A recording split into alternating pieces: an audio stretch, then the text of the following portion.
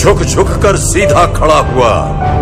अब फिर झुकने का शौक नहीं, अपने ही हाथों रचा स्वयं तुमसे मिटने का खौफ नहीं। तुम हालातों की भट्टी में जब जब भी मुझको झोंकोगे, तब तब कर सोना बनूंगा मैं। तुम मुझको कब तक रोकोगे? तुम मुझको कब तक रोकोगे?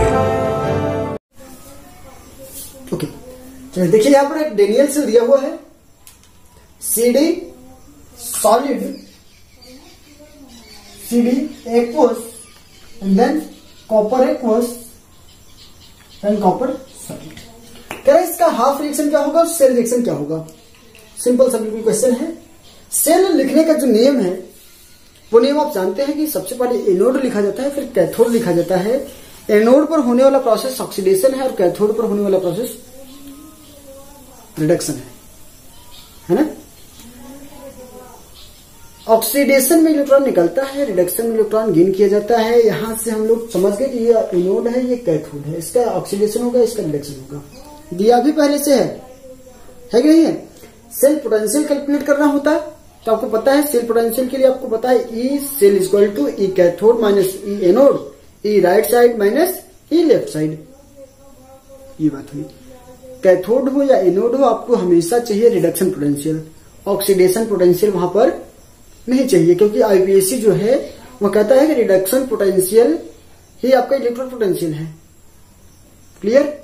चलिए हम बात कर रहे हैं इसके हाफ रिएक्शन की। तो पहले रिएक्शन में आप आ जाइए, कैडमियम से कैडमियम 3+ बना। जब तो कैडमियम से कैडमियम 3+ कब बनेगा?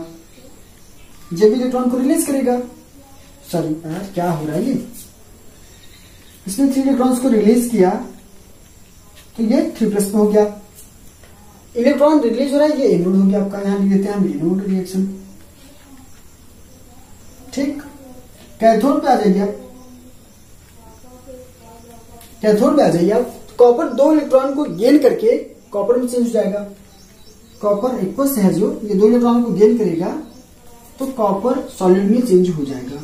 क्योंकि आप समझिए कि ऑक्सीडेशन और रिडक्शन दोनों में इलेक्ट्रॉनों की संख्या इक्वल होनी चाहिए। इसलिए यहाँ पर 3 इलेक्ट्रॉन है, 2 इलेक्ट्रॉन है, तो दोनों हम कितने से मल्टीप्लाई कर दें कि इलेक्ट्रॉनों की संख्या इक्वल हो जाए।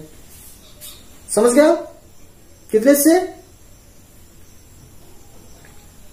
2 से, यहां पर 3 से, है ना। अगर ऐसा कर दें हम लोग कि इलेक्ट्रॉन की संख्या इक्वल हो जाएगी, तो यहां पर हमने कर दिया 2 से और यहां पर कर दिया हमने 3 से। और जब आप इलेक्ट्रॉनों को इक्वल करके जोड़ देंगे इनको, तो इलेक्ट्रॉन से इलेक्ट्रॉन हो जाएंगे कैंसिल और ये आपका रिएक्शन जो बचता है वो लिख देंगे। यहां पर हो जाएगा क्या, 3CD plus 2Cu positive charge and then 3CD3 plus और फाइनली सॉरी यहां पर 2 होगा ना यार, सॉरी यहां पर क्या होगा, 2 होगा और यहां पर 3 होगा। फिर यहां पर 2 होगा और यहां पर 3 कॉपर। सही है। तो ये आपका हो गया सेल रिएक्शन। सेल रिएक्शन आपको आना चाहिए। सेल रिप्रेजेंट कैसे किया जाता है ये आना चाहिए। ये सिंपल से ऑब्जेक्टिव क्वेश्चन आ सकता है या फिर 1 नंबर का न्यूमेरिकल भी इस पर आ सकता है। ठीक, आगे चले। अगला जो टर्म है हमारा वह है SHE, स्टैंडर्ड हाइड्रोजन इलेक्ट्रोड। ठीक, तो स्टैंडर्ड हाइड्रोजन इलेक्ट्रोड की हम लोग बात करते हैं।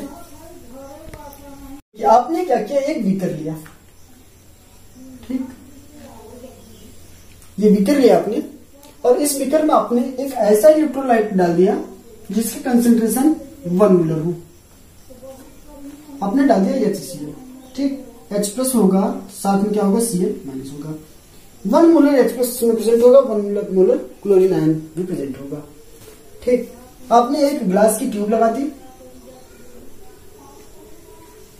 इस ग्लास की ट्यूब में आपने प्लेटिनम की एक रॉड लगाई, प्लेटिनम की एक रॉड लगाया और यहां पर लास्ट में आपने ये प्लेटिनम की रॉड हो गई और यहां पर आपने प्लेटिनम का एक फॉइल लगा दिया। ठीक, इस तरह से प्लेटिनम की रॉड लगाई, यहां पर एक प्लेटिनम फॉइल लगा दिया आपने। यहां पर इलेक्ट्रोलाइट जब स्टार्ट करेंगे तो H+ Cl- में डिसोसिएट करेगा, H+ Cl-, H+ Cl-। ठीक, इसी प्रकार से नेक्स्ट स्टेप में आपको जाना है जब, तो यहां से हाइड्रोजन गैस को फ्लो करना है, वो भी कितने पर, 1 बार प्रेशर पर। प्रेशर 1 बार हो, प्रेशर कितना हो 1 बार, टेम्परेचर 298 केल्विन हो और कंसंट्रेशन 1 मोलर होना चाहिए। यह है आपका स्टैंडर्ड कंडीशन। स्टैंडर्ड कंडीशन में यह होना एकदम नेसेसरी है। तो अब जब आप H2 गैस यहां से फ्लो करेंगे तो H2 गैस कुछ देर तक तो इस फॉइल पर डिपॉजिट होगा, उसके बाद इस सॉल्यूशन में या इलेक्ट्रोलाइट में आने लगेगा। जब इसमें आने लगेगा तो एक टाइम ऐसा भी तो आएगा जब H+ और H2 का कंसेंट्रेशन इक्वल हो जाएगा, इक्विलिब्रियम में चला जाएगा। तो H2 और H+ का जब कंसेंट्रेशन इक्वल होगा तो इसे आप कैसे लिखेंगे, H+ रिवर्सिबल H2, और यहां से आपको 2 रिएक्शन समझेंगे, एक H+ से H2 की ओर के लिए और एक दूसरा H2 से H+ के लिए, क्योंकि दोनों तरफ रिएक्शन चल रहे हैं। तो H+ से H2 की तरफ चलिए, यही होगा क्या, H+ इलेक्ट्रॉन को गेन करके H2 में चेंज होगा, इक्वल कर दीजिए इसको 2 और इसको भी कर दीजिए 2, ठीक, इस तरह से हो जाएगा। इलेक्ट्रॉन गेन किया जा रहा है, मतलब क्या होगी ये, कैथोड, सही बात है ना, इलेक्ट्रॉन गेन कर रहा है तो कैथोड हो जाएगा क्योंकि रिडक्शन कर रहा है। आगे आप चलिए H2 से H+ की तरफ, H2 से H+ की तरफ चलेंगे तो इलेक्ट्रॉन क्या कर रहा है, ये लूज कर रहा है, इसको आप फिर से बैलेंस कर लीजिए, और ये हो गया आपका एनोड, सॉरी ये हो गया एनोड।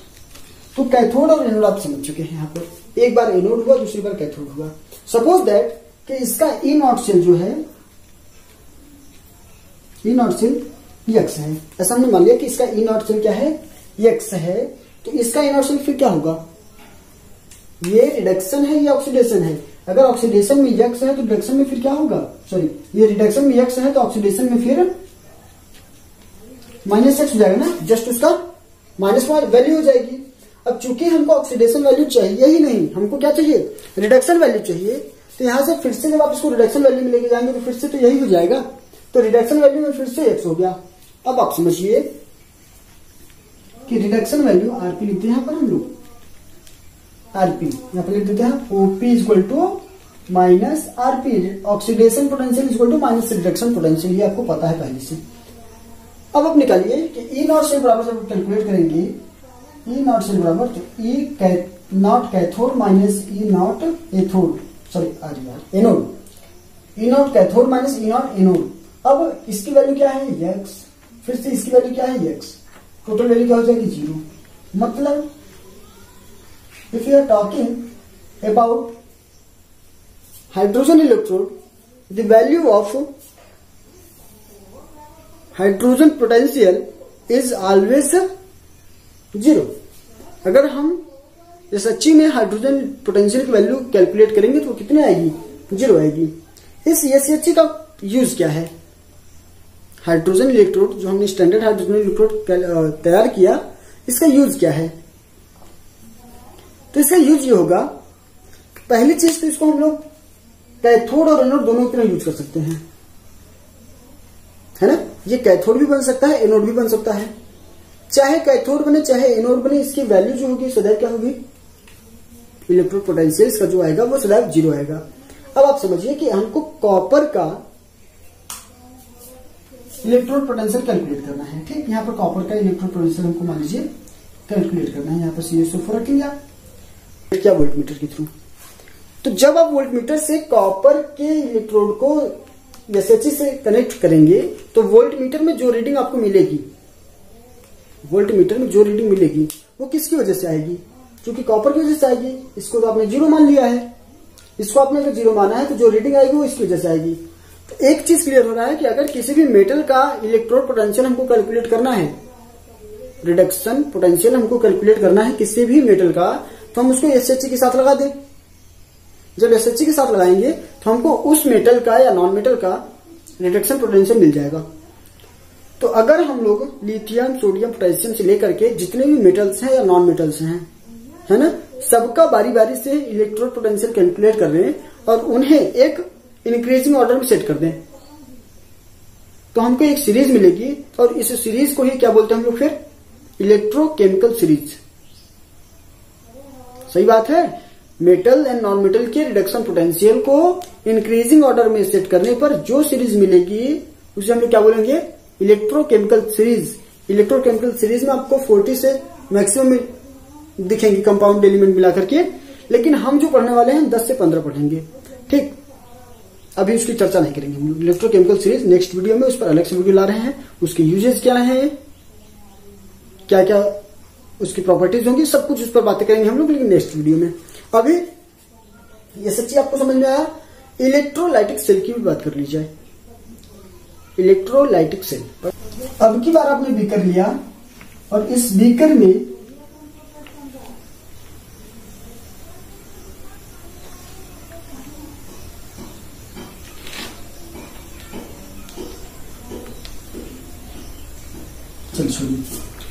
इलेक्ट्रोलाइट रखा और इस इलेक्ट्रोलाइट में आपने 2 मेटल रॉड को डीप कर दिया।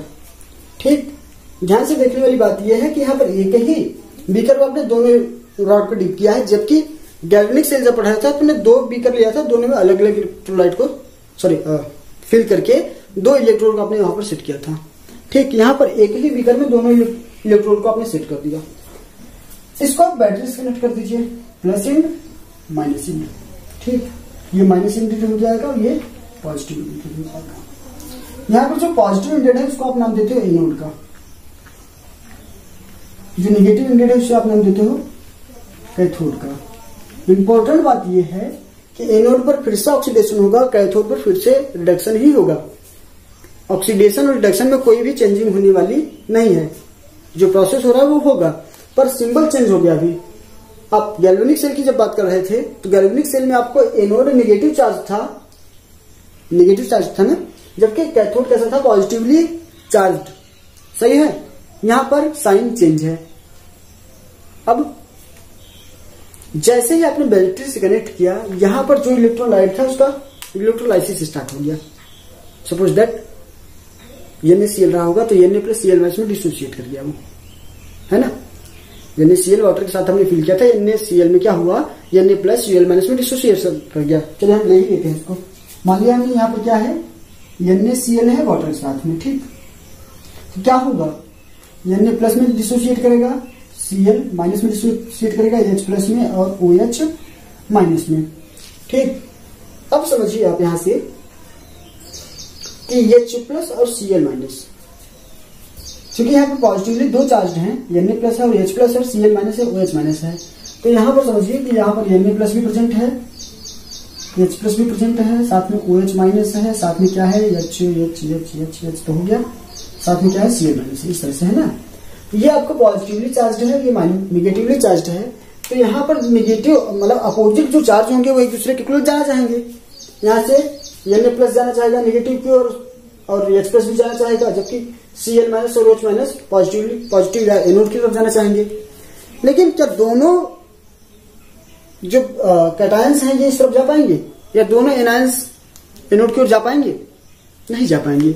अब यहाँ पर कौन जाएगा ये डिसाइड करेगा इलेक्ट्रोकेमिकल सीरीज। फिर से हम इलेक्ट्रोकेमिकल सीरीज की बात कर रहे हैं, ये इसके यूजेस बहुत हैं, हम लोग जब उसको पढ़ेंगे वहां पर क्लियर करेंगे। अभी आपको जस्ट ये ध्यान देना है कि यहाँ H प्लस और Cl माइनस का ही केवल डिपोजिशन होगा, मतलब ये H प्लस और Cl माइनस ही केवल डिपोजिट होंगे कहां पर? कैथोड और एनोड पर। तो H प्लस जाएगा आपका कैथोड पर। जब H प्लस कैथोड पर जाएगा तो कैथोड पर होता क्या है? रिडक्शन। तो H प्लस में इलेक्ट्रॉन गेन करके ये क्या बनाएगा? H2, अर्थात यहां से H2 गैस जो है वो रिलीज हो जाएगी, है ना। क्लोरीन माइनस आ जाएगा आपको कहां पर? एनोड पर। एनोड पर होता है ऑक्सीडेशन, अर्थात क्लोरीन माइनस जो है, क्लोरीन माइनस क्या होगा? इलेक्ट्रॉन को रिलीज करेगा और Cl2 के रूप में इलेक्ट्रॉन बाहर निकल जाएंगे। Cl2 के रूप में गैस जो है वो बाहर निकल जाएगी। सही बात है ना। बैलेंस कर लीजिए इसको, समझ गए। यहां से क्लोरीन गैस बाहर निकल जाएगी, यहां से हाइड्रोजन गैस बाहर निकल जाएगा और यहां पर बचेगा क्या?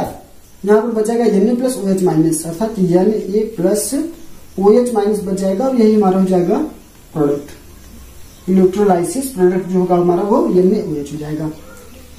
समझ गया? प्रोसेस तो आपको समझ में आना चाहिए। और ये हम सीख रहे हैं इलेक्ट्रोलाइटिक सेल। इलेक्ट्रोलाइटिक सेल की प्रॉपर्टीज क्या होंगी कि that cell which change electrical energy into chemical energy. यहाँ पर इलेक्ट्रिकल एनर्जी को केमिकल एनर्जी में चेंज किया जा रहा है।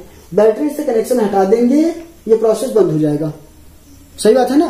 फिर से बैटरी से कनेक्ट कर देंगे आप, प्रोसेस स्टार्ट हो जाएगा। तो हमने क्या बात की कि जो इलेक्ट्रिकल एनर्जी को केमिकल एनर्जी में चेंज करेगा that is our electrolytic cell.